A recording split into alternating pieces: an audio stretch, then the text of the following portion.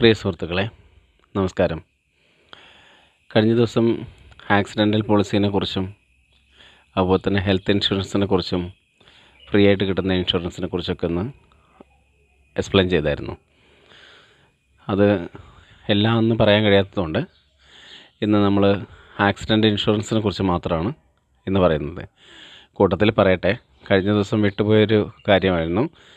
നമ്മളെ പോസ്റ്റ് ഓഫീസിലെ പാസ്ബുക്കിൽ നിന്നും അതുപോലെ തന്നെ ബാങ്ക് പാസ്ബുക്കിൽ നിന്നും ഓട്ടോമാറ്റിക്കായിട്ട് ഡിഡക്റ്റ് ചെയ്യുന്ന എമൗണ്ടുകളുണ്ട് ആക്സിഡൻറ്റ് പോളിസികളിൽ കേട്ടോ.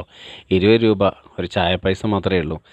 അത് നമ്മൾ അതിന്ന് കട്ട് ചെയ്യുന്ന രീതിയിൽ എഴുതി കൊടുത്തു കഴിഞ്ഞാൽ നമുക്ക് 2 ലക്ഷം രൂപ വരെയുള്ള ആക്സിഡൻറ്റ് കവറേജ് ഉണ്ട്. അതായത് ഡെത്തിന് കേട്ടോ, മരിച്ചു കഴിഞ്ഞാൽ മാത്രം.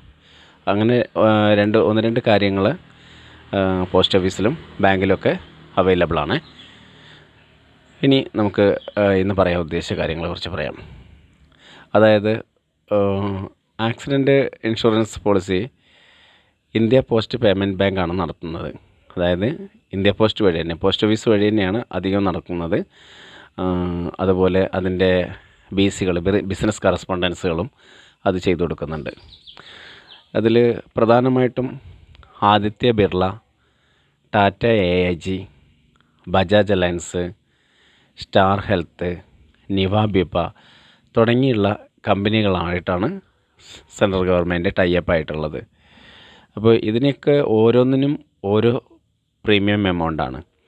അതുപോലെ ഏകദേശം എല്ലാത്തിൻ്റെയും റിസൾട്ട് ഒരുപോലെയാണെങ്കിലും ചെറിയ വ്യത്യാസങ്ങളുണ്ട്. ഒന്ന് നിവാബിപ്പൊക്കെ ആണെങ്കിൽ നമ്മളെ ഗർഭിണികൾക്ക് കൂടെ അവരുടെ പ്രസവത്തിനൊക്കെ ചിലവ് കിട്ടുന്ന ഒരു സ്കീമുണ്ട്. അതുപോലെ സ്റ്റാർ ഹെൽത്ത് ആണെങ്കിൽ സാധാരണ കേസിൽ മറ്റുള്ളതിനൊക്കെ 10 ദിവസമാണ് റെൻ്റ് അലവൻസ് 1000 രൂപ കിട്ടുന്നത് ഒരു ദിവസത്തേക്ക്. പക്ഷേ സ്റ്റാർ ഹെൽത്ത് കുറച്ച് കൂടുതൽ കൊടുക്കുന്നുണ്ട്. അങ്ങനെയുള്ള ചെറിയ ചെറിയ വ്യത്യാസങ്ങളുണ്ട്. ഏതായാലും വലിയ പ്രോബ്ലംസ് ഒന്നുമില്ല. ഈ ആക്സിഡൻറ്റ് ഇൻഷുറൻസ് കവർ ചെയ്യുന്ന കാര്യങ്ങളെക്കുറിച്ചൊന്ന് ഞാൻ പറഞ്ഞുതരാം. ഒന്ന്, നമ്മളുടെ പാമ്പ് കടിക്കുക, അതുപോലെ മരത്തുനിന്ന് വീഴുക, വെട്ടോത്തിയ കൈക്കോട്ട് തട്ടുക, അതുപോലെ തന്നെ വണ്ടിയിൽ നിന്ന് വീഴുക, അങ്ങനെയുള്ള കാര്യങ്ങൾക്കൊക്കെയാണ് ആകസ്മികമായിട്ട് എന്തെങ്കിലും സംഭവിക്കുന്നത്. നമ്മളെ കുളിമുറിയിൽ നിന്ന് തെന്നി വീണു, അങ്ങനെയൊക്കെ ആവുന്ന സമയത്ത് പാർഷ്യൽ ഡിസേബിലിറ്റീസ്, അതായത് ഭാഗികമായിട്ടുള്ള അംഗവൈകല്യങ്ങളൊക്കെ വരാം. അതുപോലെ പൂർണ്ണ അംഗവൈകല്യം വരാം. അതുപോലെ മേ ബി ചില സമയങ്ങളിൽ മരണം തന്നെ സംഭവിക്കാൻ സാധ്യതയുണ്ട്. അപ്പോൾ അത്തരം സന്ദർഭങ്ങളിൽ മരണത്തിന് 10 ലക്ഷം, 5 ലക്ഷം, 15 ലക്ഷം എന്നിങ്ങനെയാണ് കവറേജ് ഉള്ളത്.